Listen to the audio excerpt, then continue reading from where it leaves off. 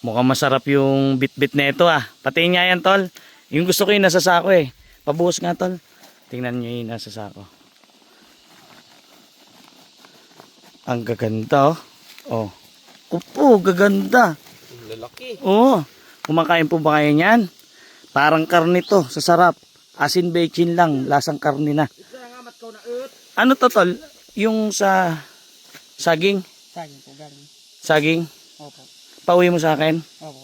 Oh, di ba? Tingnan tol. May pauwi ah. Iba ka, Brad. Oh. Ang bait mo. Oh, Pwede may pa pauwi. kiss. Pakibalik na tol. Baka malanta. Pinabuhos-buhos tapos pinabalik eh, no? Iuwi natin. Kadalasan tol, anong luto ginagawa niyo dyan? Ano lang sa akin? Bitsin sa asin. Bechin sa asin. Opo. Bechin sa asin lang daw po nilagay ni Jerome dyan. Yan. Pauwi niya sa akin. Mabait talaga mga katutubo eh, no?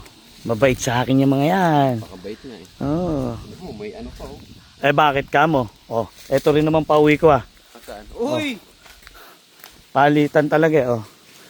Oh, saka tinapay. Oh, di ba? Ganun talaga.